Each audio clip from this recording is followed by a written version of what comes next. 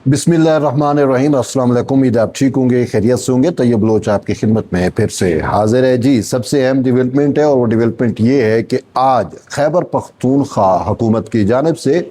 वफाकी आईनी अदालत में जवाब जमा कराया गया। और ये बेसिकली जवाब जो है वो एक केस में जमा हुआ, और वो केस अगर आपको याद है, नहीं है तो मैं आपको बतलाता हूँ कि खैबर पख्तूनख्वा हुकूमत और ख़ुसूसन चीफ मिनिस्टर खैबर पख्तूनख्वा सुहेल अफरीदी की जानिब से इसी सुप्रीम कोर्ट के बाहर एक ऐलान किया गया था कि हम अपने बानी PTI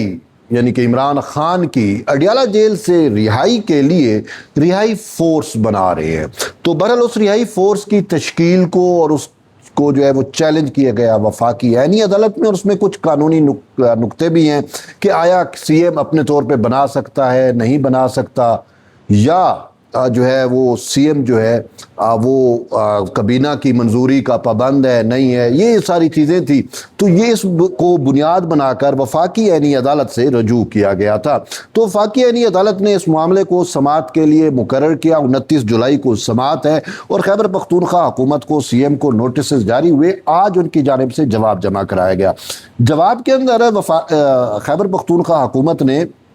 कहा कि कोई रिहाई फोर्स हमने नहीं बनाई और ना बना रही है, लेकिन उन्होंने कहा कि जो है वो रिहाई अमन मूवमेंट जो है वो हमने शुरू की है और उस हवाले से इकदाम जो है वो किए जा रहे हैं। तो उसमें उन्होंने नुक्ता ये उठाया कि ये पॉलिटिकल डोमेन में आता है और पॉलिटिकल पार्टीज़ जो है वो इस तरीके से करती हैं, और ये PTI का अपना इनिशिएटिव है और इसमें खैबर पख्तूनख्वा हुकूमत का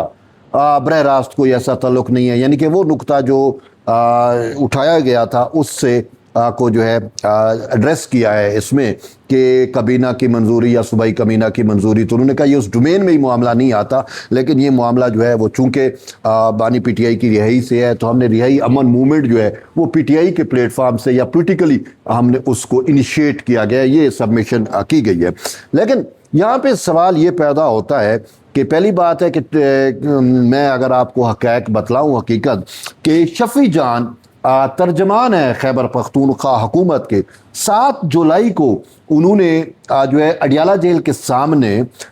मेरे एक सवाल के जवाब में मैंने उसको कहा कि आपके CM ने ऐलान किया था कि रिहाई फोर्स का, तो उसका क्या स्टेटस है। तो बकौल शफ़ी जान, मैं कोट कर रहा हूँ, शफ़ी जान के बकौल के 60,000 से ज़ायद रजिस्ट्रेशन मुकम्मल हो चुकी है। डाटा बैंक जो है वो बनाया जा रहा है और हम उसको बहुत जल्द मोबिलाइज करेंगे। और फिर उसने कहा कि बहुत जल्द जब ये चीज़ें शुरू होंगी तो आपको आइडिया हो जाएगा कि हमने इस पर कितना वर्क किया है। अब शफ़ी जान के इस बयान को देखें जो वो रिहाई फोर्स का बयान दे रहे हैं, 60,000 भाई रिक्रूटमेंट हो चुकी है या 60,000 की रजिस्ट्रेशन हो चुकी है, उसका data bank Khyber Pakhtunkhwa government के पास आ चुका है और बकौल कार्ड भी इशू हो चुके हैं। अगर ये हक़ाइक़ सामने रखें और ये जो जवाब जमा कराए गए, तो इसमें तो ज़मीन आसमान का तज़ाद है ना। ये तो फिर कहीं ना कहीं कोई झूठ बोला जा रहा है, कहीं ना कहीं कोई मैनिपुलेशन हो रही है। वफाकी ऐनी अदालत से जो है वो झूठ या इफ्तरा जो है वो किया जा रहा है। लेकिन इसके साथ साथ एक और मामला भी है। चलो अगर हम मान लेते हैं कि खैबर पख्तूनख्वा हुकूमत का ये जो जवाब है ये बिल्कुल ठीक है और शफ़ी जान ने कुछ शायद पता नहीं था, ये कैसे हो सकता है। वैसे आप पर सवाल छोड़ रहा हूँ कि एक तर्जमान हो और उसको पता ना हो, उसने जो दावा किया वो तो आपके सामने है। लेकिन इस पर सवाल फिर ये जन्म लेता है कि क्या एक ऐसा शख्स जिसको पॉलिटिकली कैद नहीं किया गया, उसको सजा हुई जुडिशरी से, अदलिया से सजा हुई है, केस ठीक था गलत था वो एक डिफरेंट मैटर है, वो PTI के पास उसका राइट है कि वो आप जाएं अदालतों में उसको चैलेंज करें, अदालतों से उसकी रिहाई कराएं, वो एक चीज़ बनती है। अब जिसको सज़ा ही अदालत ने दी हुई है और जो अदालत की वजह से ही अडियाला जेल में पड़ा हुआ है, तो क्या अदालती फैसले के बरखिलाफ कोई मूवमेंट चलाई जा सकती है? ये एक सवाल अब नया जन्म ले रहा है। जो नया स्टांस आया है, जो नया मौक़िफ़ आया है खैबर पख्तूनख्वा हुकूमत की जानिब से, तो इस तनाजुर में अगर आप देखें तो क्या इसको वैलिडेट, यहाँ पे तो वो मांग रहे हैं कि जी इसको वैलिडेट भी कर दिया जाए। कैसे ये मुमकिन है? کہ عدالت نے سزا دی، عدالت کی وجہ سے وہ جیل میں ہے،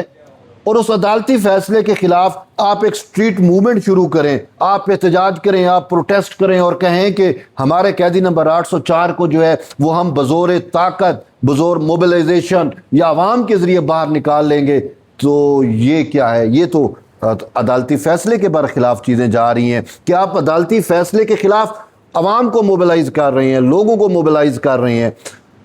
یہ بھی چیز غلط ہے، اس کو کسی طریقے سے جسٹیفائی نہیں کیا جا سکتا۔ ان کے پاس ایک ہی راستہ بچتا ہے کہ اپنے لیڈر کو چھڑوانے کے لیے، اس کو جیل سے باہر نکلوانے کے لیے وہ راستہ بڑا سمپل ہے، اور وہ راستہ جو ہے قانونی ہے، وہ راستہ آئینی ہے، اور وہ راستہ یہ ہے کہ آپ جوڈیشری میں جائیں، آپ عدلیہ میں جائیں، آپ عدالتی فورم پہ جا کر ناک کریں، وہاں پہ اپلیکیشنیں دیں، اور عدالتی فورم کے ذریعے ہی اس کی رہائی کے لیے جو ہے وہ اٹیمپٹس کریں۔ اس کے علاوہ آپ کوئی بھی اٹیمپٹ کریں گے وہ اللیگل ہوگی، وہ غیر قانونی ہوگی، وہ جسٹیفائیبل نہیں ہوگی، اور اس سے پھر مسائل بھی زیادہ جنم لیں گے۔ تو یہ وہ ایک اہم چیز ہے کہ خیبر پختونخوا کی حکومت نے معاملہ اگر پولیٹیسائز یعنی کہ وہ کر کے اس کو پولیٹیکل لبادے میں اوڑھ کے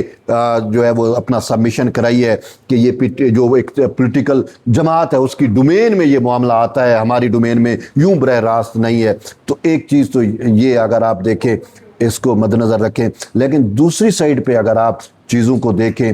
تو وہ یہ ہے کہ جوڈیشری پر، عدلیہ پر اثر انداز ہونے کی کوشش ہے۔ وہاں پہ پی ٹی آئی کا ایک بیانیہ آتا ہے، اور وہ بیانیہ کیا ہے کہ جی جوڈیشری ہماری سن نہیں رہی، جوڈیشری میں جیسے علیمہ خانم کو آپ دیکھ لیں، کل میں دیکھ رہا تھا ہزارہ سائیڈ پہ وہ ایک پبلک گیدرنگ کے اندر جو ہے وہ براہ راست جو ہے وہ ہدف تنقید بنا رہی تھی، اور اب تو مطلب ایک چیف جسٹس اسلام آباد ہائی کورٹ کو جس طریقے سے وہ ہدف تنقید بناتی ہے کہ جی وہ 15ویں نمبر پر ایک جج کو اٹھا کے اسلام آباد ہائی کورٹ میں لایا گیا اور اس کے ذریعے یہ ہے، تو ہمیں ان سے انصاف کی امید نہیں، توقع نہیں، یہ نہیں، وہ نہیں۔ تو یہ چیزیں پبلکلی وہ عوام کو جوڈیشری کے خلاف کھڑا کرنے کی بیسیکلی یہ سازشیں ہیں اور ان کی کوششیں ہیں، یہ اٹیمپٹس ہے۔ اب دیکھتے ہیں کہ 29 جولائی کو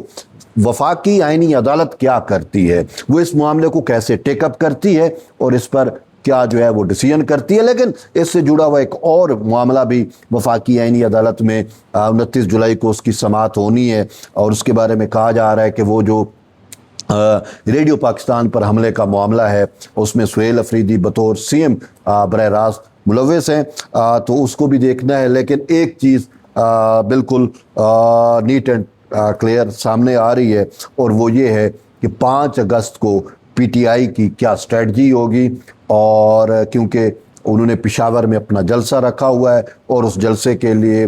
جو ہے وہ جہاں پہ کے پی کے حکومت جو ہے وہ فیسیلیٹیٹ کر رہی ہے، وہیں پہ ہم دیکھ رہے ہیں کہ بانی پی ٹی آئی کی جو بہن ہے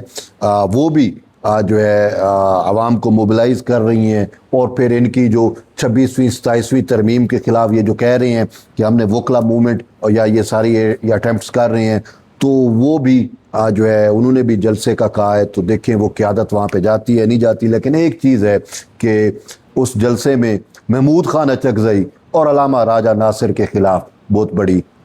کوشش اٹیمپٹ جو ہے وہ بھی ہونے لگی ہے، کیونکہ ودن پی ٹی آئی جب ہم یہ چیزیں دیکھتے ہیں تو پی ٹی آئی کے اندر بہت زیادہ تحفظات پائے جاتے ہیں، اور کچھ یعنی کہ خصوصاً خیبر پختونخوا کی جو قیادت ہے وہ علامہ راجہ ناصر اور خصوصاً محمود خان اچکزئی کو تسلیم نہیں کر رہی، اور ان کے بقول کہ ان کو جو مینڈیٹ دیا گیا تھا وہ اس میں ناکام ہو گئے، انہوں نے کوئی پولیٹیکل موومنٹ شروع نہیں کی، کوئی موبلائزیشن نہیں کی۔ اور دوسرا محمود خان اچکزئی کا اسپیشلی جو اسٹیٹ مخالف نریٹو ہے، پی ٹی آئی یہ کہتی ہے کہ ہم اس کا بوجھ نہیں اٹھا سکتے۔ اگر سپوز کرو کہ پشاور میں 5 اگست کو ہونے والے جلسے میں محمود خان اچکزئی نے پھر کوئی متنازعہ بیان دے دیا تو پھر پی ٹی آئی کے وہ گلے پڑ جائے گا۔ تو اس وجہ سے جو ہے وہ واضح طور کے اوپر سلمان اکرم راجہ اور برسٹر گور کو کہہ دیا ہے کہ ان دونوں کو انوائٹ نہیں کرنا۔ تو آپ دیکھتے ہیں 5 اگست کو معاملات کیسے چلتے ہیں، اور پھر 29 جولائی کو وفاقی آئینی عدالت اس معاملے کو کیسے دیکھتی ہے۔